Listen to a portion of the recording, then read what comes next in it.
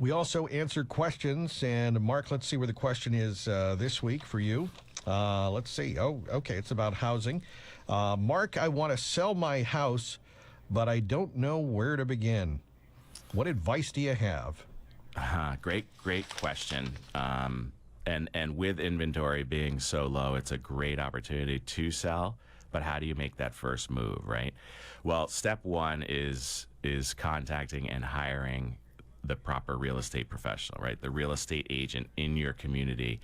And if you don't know or have a good relationship with a professional real estate agent, give me a call. We can make sure to match you up with an honest, honorable, and professional real estate agent. And again, we talk about for sale by owners. It's a no-no right now.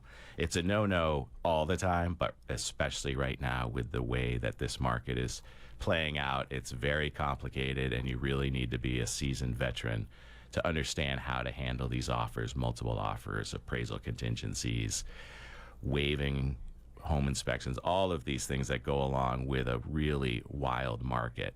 But the next thing you want to do is you want to pull out your documents, right? So step two, pull out all of your documents from your initial closing. Most importantly, your owner's policy of title insurance. Have that ready to go. Your deed is recorded at the Registry of Deeds. You don't need to find that anymore. But having your owner's policy of title insurance is always a good thing to have as you're going forward with selling your house.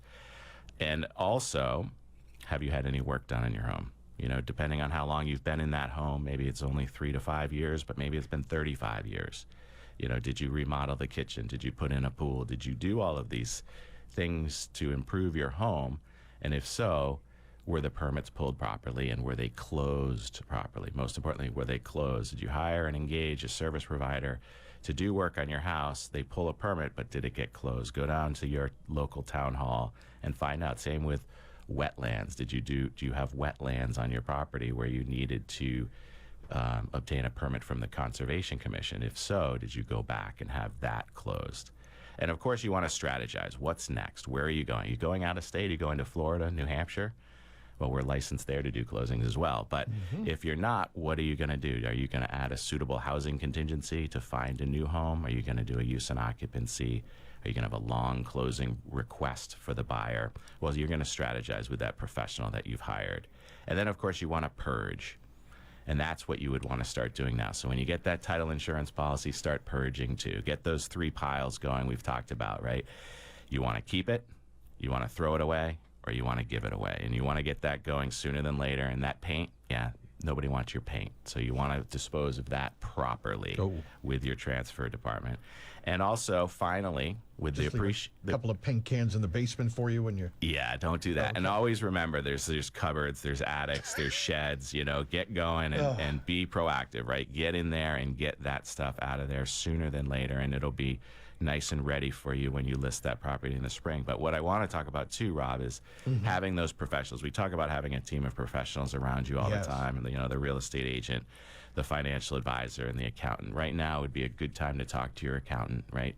Are there capital gains that are going to be required to pay on those taxes this year because you've had such a massive amount of appreciation recently? I mean, we talked about this last week, Rob, the amount of appreciation simply in 1 year from 21 to 22, 20%. From 20 to 22, we're talking about a 40% increase in the value of your home potentially, right? And that's why people are trying to get out there and sell their property, but they may actually be triggering a capital gain tax. So you want to get with your accountant, make sure that, you know, depending on what the basis amount of the purchase of your property was with the improvements, that you have the right tax advice as well. So you want to have that team around you. And with your team, you want to have that estate planning team, Rob. And I want to remind everybody that if you mention this at this Feel Good Friday on ATD, we'll can continue to offer the 20% discount on all estate plans. So check us out at Styles-Estates to learn a little bit more about that. But give us a call at 781-319-1900 to set up an appointment for that or any other legal need. All right. Give a call to Mark Stiles again. Stiles Laws on Route 139 in Marshfield, stiles-law.com. And that best number again, Mark? 781-319-1900. We've got Styles-Estates for our estate planning and Styles-Law for the rest of our practice. But check out our YouTube channel as well, at Styles Law, for a bunch of frequently asked questions similar to the ones we hear today. Mark Styles, Feel Good Friday. We do it every Friday at this time on WATD. Mark, have a great weekend. You as well, Rob. Thank you.